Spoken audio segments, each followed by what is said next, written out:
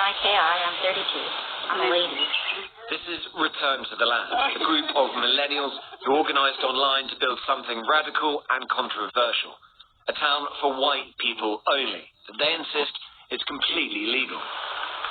We spent several days with them, watching as the men set about the physical labour of building out the site.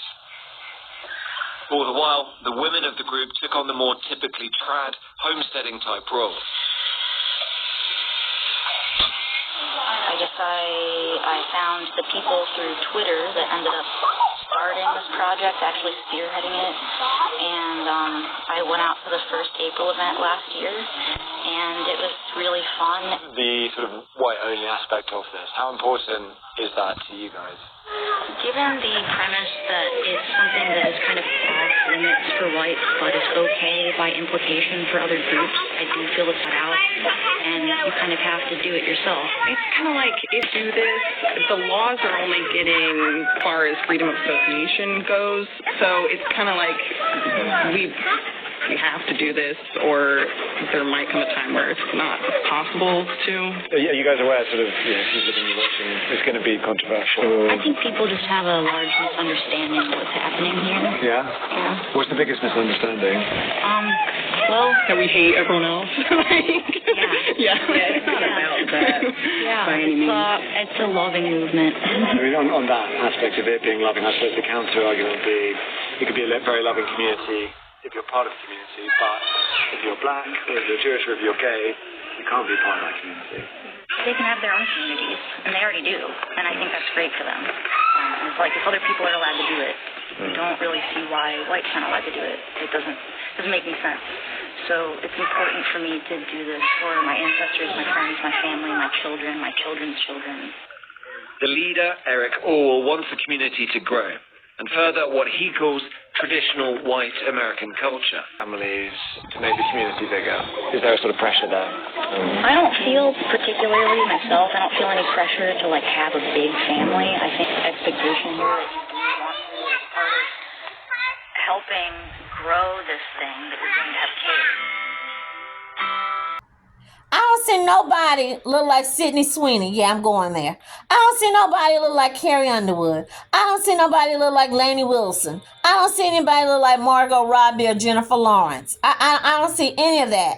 In fact, this old guy, Eric, all these people, just like the Nazi people back in Germany, I don't see no blonde, blue-eyed. Everybody I saw had dark features, dark eyes. In fact, they keep saying European, they look more Latino, Hispanic than the UK European that they claim to be. Just had to say it. I just had to say it. Just had to say it, you guys. It needed to be said. Miss Nikki says something about, well, why can't we have our own town? They already have their own towns. They have their own. What towns do we have? What towns do we have? Miss Nikki, Mr. Eric, name an all-black town that we have, because I can't think of any. I've heard of some from back in the day, that people that look like Nikki and Eric and Shiloh Hendricks that y'all burnt down, or y'all had the dam to be open and it flooded the town. I've heard of those towns. Let's talk about those towns right quick. Eric and Miss Nikki say, well, y'all, they already have their own towns. So let's name some of the towns that black people try to have, and the only reason they had them, because back in them days, people that look like Eric, Shiloh Hendricks, and Nikki, they didn't want you living next to them if you look like me, Usher, Shaq, Oprah Winfrey, Halle Berry, Meghan Markle. They didn't want your black ass to stand next to them, okay? But they came back and they stole your land, or burnt your house down, or poisoned your horse, like in the story I just shared. So let's talk about these little towns right quick, okay? And I wonder if Shiloh Hendrick is going to be moving to these people, return to the land, or did she donate them some money? Okay, so here they're saying Tulsa, Oklahoma, 1921. That was dubbed Black Wall Street, burned to the ground. The government had a big part to play in it. Okay, I wonder did they use those same bombs when we went to Nazi Germany? I wonder. I'm just saying. Rosewood, Florida, 1923. Beale Street. They had two incidents down there, 1866, 1919. In fact, 1919 was called Red Summer. That was going all throughout the South, burning black people town, burning them, expelling them out of town, out of their little towns. Florida was really bad, 1922. Corbin, Kentucky expelled black people, became a Sundown, 1919. I'm working with a chick from Kentucky. And in fact, she married a black man, left Kentucky back in the day. She looked like she's a little bit older than me. She's got 5 kids, but she's got 4 biracial daughters. They look Latina. And they all married black men, except I think she told me 1 or maybe 2 married white men. Wilma, and I don't have any issues with her. I haven't had any problems. I thought I was gonna have some problems when she told me she was from Kentucky. I was like, uh oh. I gotta tell you about that story at another time. But no, I have no issues with her.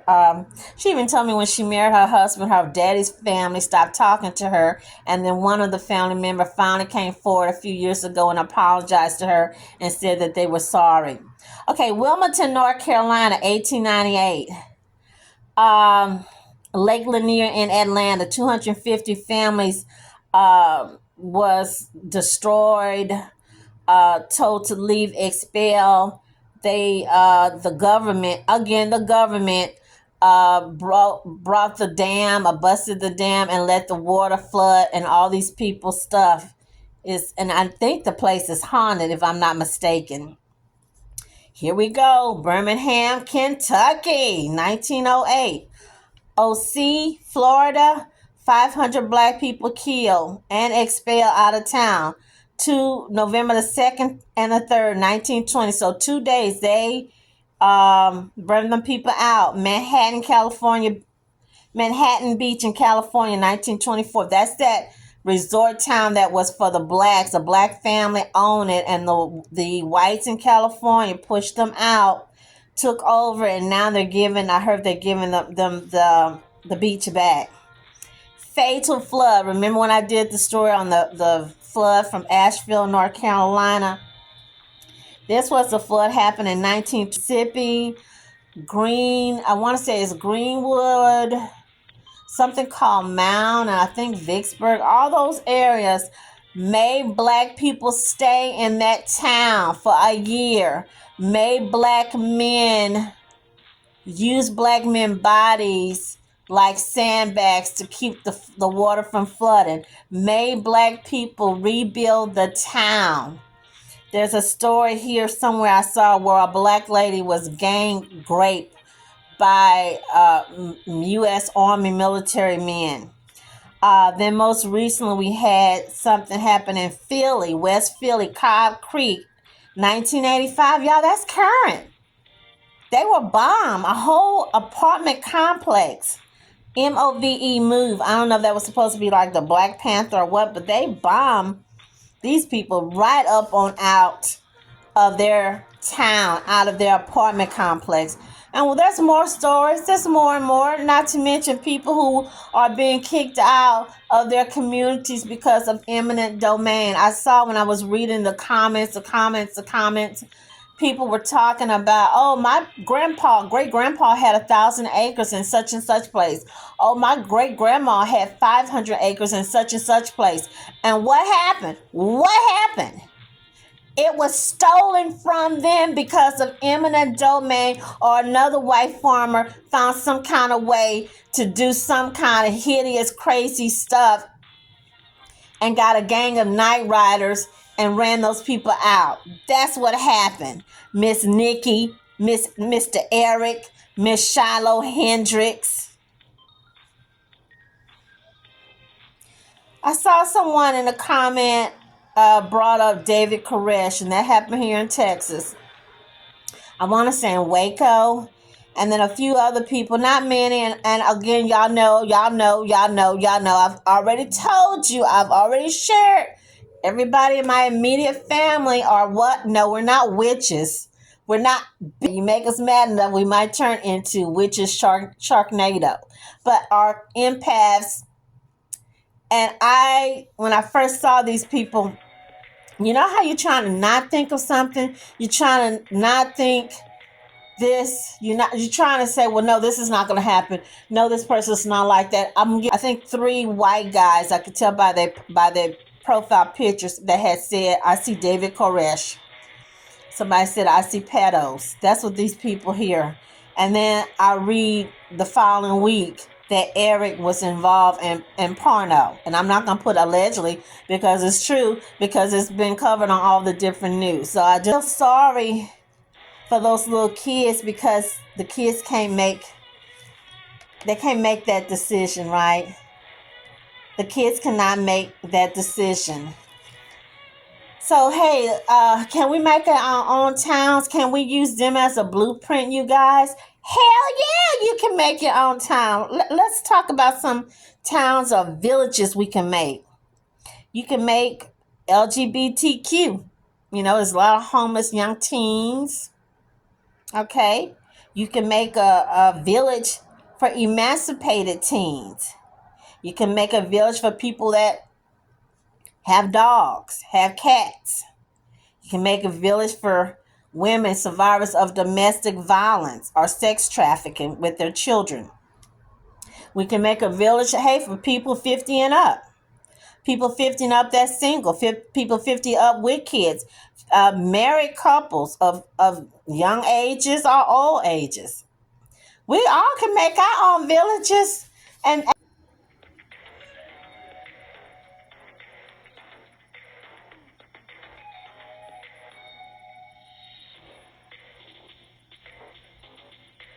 have us a little club, and say you just pay 50 cents or $1, and we can sit with our little application and look them up and down and say, okay, yeah, you can come in. No, you're not allowed. Yeah, come on in. You come on in, girl. Come on in, girl. Yeah, Ebony, you're welcome here. P.F. Chang and Ann Wynn, we don't want your kind. Oh, Shamika, girl, come on in, Shamika. Y'all know this is satire, right? You know it's satire. You know I love to play. Right? They have no plans to move to the Springfield area, but the group is exploring the St. Louis area as a location for a gathering place. Eric Orwoll said this could be a community center or a campground or possibly another community. He said they are interested in an area north of St. Louis, about an hour, due to its close location to the airport, affordable land, and the fact that it's centrally located in our country for people to get to. Return to the Land describes itself as a place for people and families with traditional views and European ancestry. I asked his response to being called divisive and racist. People that are thinking this just is blatantly racist and just doesn't belong in our community. Do you feel like you are behind a racist community? Do you identify that way? No. I mean, we think that race is a part of our identity, but it's not racist to believe that. If I hated other groups or wanted to oppress other groups, then I would say I was racist, but we don't wish harm on any other group. We think all other groups should have the same right to do what we're doing on their own. And if people want to mix their communities together and live in an integrated way, interracially, then I don't object to that, and I don't want to try to stop that. I believe everyone should be free to live how they see fit. He shares a couple dozen people live in their community in northeast Arkansas. He says Return to the Land's main focus right now is building that community up and constructing a second community already in Arkansas. All those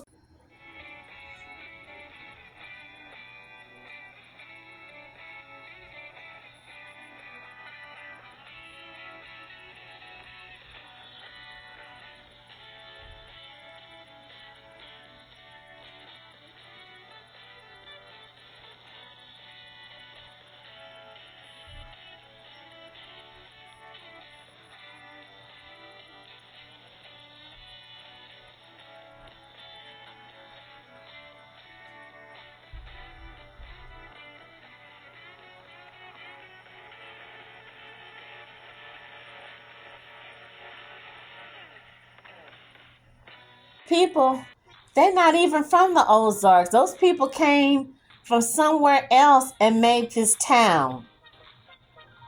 That's interesting. They're not even from Arkansas.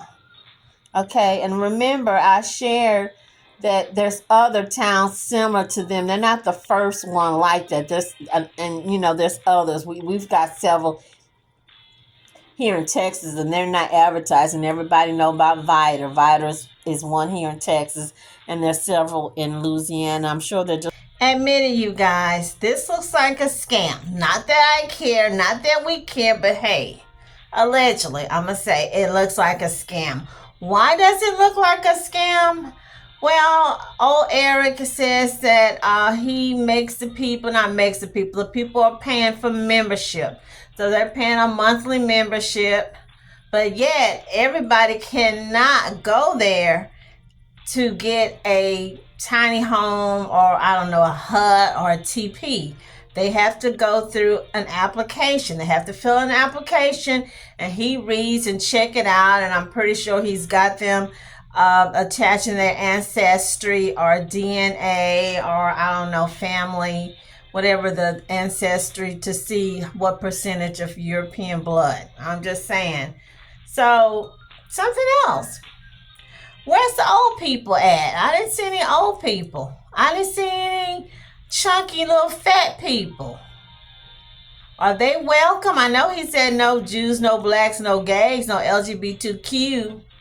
But what about the old senior citizens? So I guess he's telling the old Karens, Brads, and Chads, no, not here. We don't want you here. You can just support us from afar, okay? Since we can't use you for porning for dollars. Just support us from afar. I just had to throw that one in. Old Eric says we are preserving our culture. We need to be able to control who the neighbors are, who will be our neighbors. Okay. Did anyone see that documentary that's supposed to be coming out? I don't know if it's already out, where they found out the original Swedes, or something about the native Swedes in Sweden have black ancestry, or they came from Africa. Did anybody see that? And it wasn't a blue-eyed blonde Swede. They showed a dark brown skinned person. Yeah, so I'm waiting to see that. Maybe old Eric needs to see it too. Okay, you guys. The Ozarks, Arkansas, belong to the Native American Indian people, okay? The indigenous people, okay? Chickasaw, Caddo. I believe we have a lot of, there's a lot also in Louisiana as well. And there's some other tribes, and I think the Cherokee as well. That's belong to Arkansas. So I don't know where Eric, Nikki, and the gang got the idea that Arkansas belonged to them and they're returning to the land. No, return to wherever your ancestry DNA told you, Eric. If your ancestry DNA said that, hey, most of your stock belong in Italy, Greece, or so y'all need to take y'all raggedy behinds. Take your raggedy behinds to what your DNA ancestry kit chart says, okay? That's where you're supposed to go. Not trying to take over Arkansas, take it away from the Native American Indians, okay? Or from the black people like Janet that had to go through the segregation and get spit on, and people got lynched, and people were blocked from trying to go to school. People's houses and churches were burnt down to the ground. Eric. You guys, I just had to just get it off my chest, because when these people keep saying, return, we're going back, this belonged to us, and the people got to do a DNA test. Well, I think we all got DNA tests done by now. So just return back to whatever your DNA, your stock. Go back there, but don't try to take over something, say this belongs to us, when it was already people here 4,000 years and they did not look like you, Eric, or you don't look like them. Remember when I shared with you guys that website? I think they took this site down. They had to because it was so horribly demonic racist. And what site am I talking about? Forum. It wasn't Stormfront. This site is called Chimp, right? Chimp Mania. And I found the site like several years ago when that young lady in the gym, not Simone Biles, but the other one, what was her name? Gabby Douglas. They had the little girl, a little picture of her like a monkey just jumping around on that little forum on the website, and then they changed her picture out and put Simone Biles. I mean, these people, that saying that everybody's talking about, or the saying black people live rent free in their minds. And I shouldn't say, if you're not like that, meaning you're a non-black person, I'm not talking to you. I'm not talking about you. I'm talking about the people like Eric, Nikki, Shiloh Hendricks, or the late Governor Edward Wallace in Alabama. That's what I'm talking about. A whole website, you guys, dedicated, devoted to talking about black people, talking about President Obama and Michelle. And these girls, I swear to you, the people were not bold enough. They bold with their tongues, but they wasn't bold enough to show their face. They had these little avatars. So one forum, I remember where I shared with you guys how they talked about Lisa Presley after she died. May she rest in peace. And you know the P I'm talking about. Calling interracial couples all drillers. Rejoicing in a biracial child being born disabled. Rejoicing in a white guy getting killed on his way to see his black wife. Those comments, some of the most hateful, vile comments on that site were made by white women, white racist Nazi women. So on one of the forums, they even talked about Hispanic people, Jews, but the main target or focus, black people, especially black women. So on this one, I think the question was, would you have married your husband or your spouse if he wasn't racist? I would never marry my husband if he wasn't just like me. He knows how they are. He knows how those boom. I don't know. She named wherever he was from, Alabama, Mississippi. He know how they are. He used to them. He been around them long enough. I'm like, really? And then there was comments like one guy said he doesn't understand why would someone pretend. I think it was when Rachel Dolezal was pretending to be black. He didn't understand why would a person would want to pretend to be black. He didn't understand why would someone want to marry a black person.